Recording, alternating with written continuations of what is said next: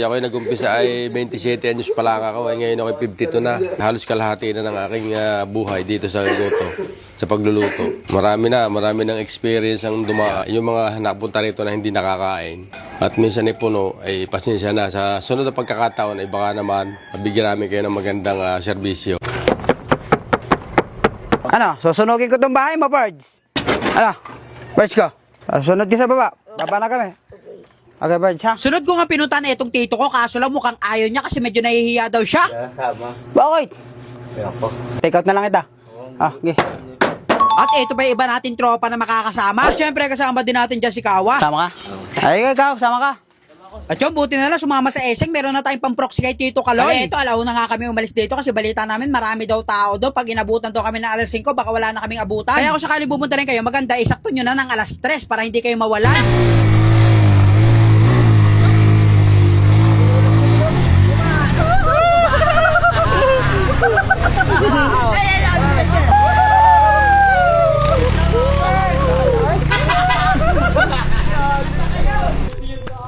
Grabe. Ha? Ano ka? Dito? Kasi malalim talaga yung purge. Kaya sabi ko sa inyo, tingnan nyo ang dadaanan natin. Mahiwaga, mahirap, pero masarap dahil malamig. Tara na. Grabe talaga, kakaiba yung lamig ngayon. Para tayong nasa ibang bansa sa sobrang lamig. At pagdating nga namin dito, yun, wala pang katao-tao. Kami nga ang number 1 na customer ni Kuya Oliver. Kasi yung pwede na pong pumila. Ay, ang ganda ng ano natin ha. Si Kuya Oliver pa na ano na, natagpuan natin. At ayun na nga, 2 oras nga lang mahigit yung biyahe namin. Kay Jack Lot, dumayo kay Kuya Oliver. Titimusan. Yes. Titikman natin si Kuya Oliver. Ay, yung ano pala? Yung baka. Yung baka ni Kuya Oliver. So napakadami nga palang upuan dito, kaya kung pupunta kayo na maramihan, talagang okay lang. Didikit nga sana kami ng sticker, kaso lang napakadami na nakadikit, kaya hindi na kami nakapagdikit kasi ultimo mga valid ID nakalagay dito. Kuya Oliver. Baka trip mo ng aso. Baka... ano lang nito. Pero mabait naman yung Kuya Oliver. Ay, kami kasama yan dito sa amin. At ito pa pala, munti kong makalimutan, libre nga pala yung kape dito nila Kuya Oliver, naka-unli yan, tapos barako pa. Kuya Oliver, ilang taon na ho kayo sa ano? Nagluluto ng... Aba, medyo matagal na tutoy. Ako ay nag-umpisa ay 27 anyos pa lang ako. Ngayon ako 52 na. Halos kalahati na ng aking buhay dito sa luto, sa pagluluto. Marami ng experience ang dumaan. Lahat na yata ng baser inabot ko. Para sa kanila, ay sana umayos pa kanilang mga content nila. Kung talagang tunay, ay di, sana'y lumawig pa. Yung mga napunta rito na hindi nakakain at minsan ay puno, ay pasensya na. Sa sunod na pagkakataon ay baka naman mabigyan namin kayo ng magandang serbisyo. At dahil alas 3 na nga tayo nakapunta dito, eto natulog mo na yung iba natin nakasama, siguro dahil sa pagod, sa biyahe. At pagsapit nga ng alas 6, eto tinimplahan na to ni Kuya Oliver. Grabe yung amoy nito mga buds, talaga namang napakabango sa personal, ibang-iba. Sarap oh. Grabe. At ito pala yung sinasabi nilang dinosaur ribs, talaga napakalaki sa personal. Grabe, nakakapaglaway na habang nanonood kami dito. Kahit nga malalaki yung tipak niya, talaga namang napakalalambot na. Sabi sa akin ni Kuya Oliver, kaya daw ganyang kalambot yan, gabi pa lang, talaga namang pinapakuluan na nila hanggang umaga. Kasi kung ilang oras mo lang ito pakukuluan, mukhang malawo to lumambot ng ganyan.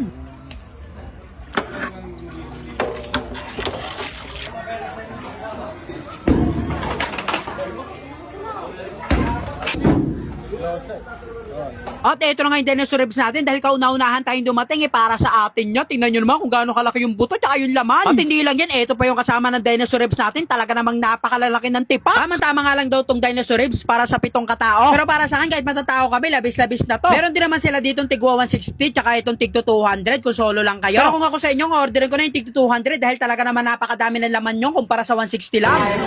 You know. Dadalhin nyo na pandiin na.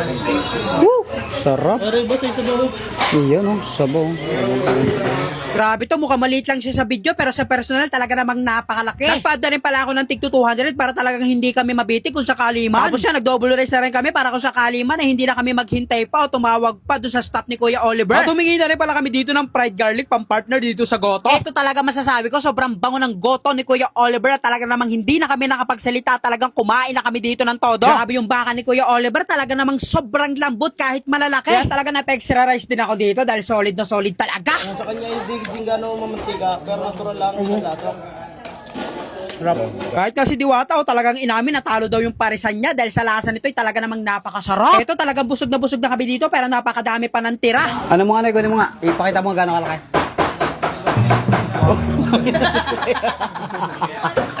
Magigin mo nga. Walain mo. Ang paggamit niyan, yung udan, pabigla. Pabigla yan. Sakay. Nga, try nga ba? Try nga. At ang maganda pa nga dito kung sakali man may natira sa inyo, pwede nyo yung ipabalo tapos lalagyan pa yun nila Kuya Oliver ng maraming sabaw. Kaya okay lang kahit mapasobra yung order nyo, meron naman kayong iuwi pa. Pagpatikot pa kami ng 5. Dahil sa sobrang sarap. Napakasarap po ng goto nyo. Sana si Kuya Oliver matikman. Thank you po. Tanggapin mo to, Oliver. Kaliwat kanan. Sabi ko, Oliver kanina, no? Kasama lang sa pang-awit. Sabi niya, ay, natanggap po kayo ng asaw? Pareho, si Diwata. Sabi, sakto. May makasama niyang mga... Alam mo si Diwata, nung narinig naliligo si Kuya Oliver na wala. Kasama, tingin ako. Yo. Bakit? Kakaisang ka. Narinig mo na naliligo si Kuya Oliver na wala ka. Iniguti sa likod. Bossing, bahala na po kayo. Tama tayo sa vlog ni Ay, bossing, shoutout po sa inyo. Makaparoon pa natin yan. Bossing, papanood yan. PinayFlix.com. Oh, alam nila, tumawa. Alam nila.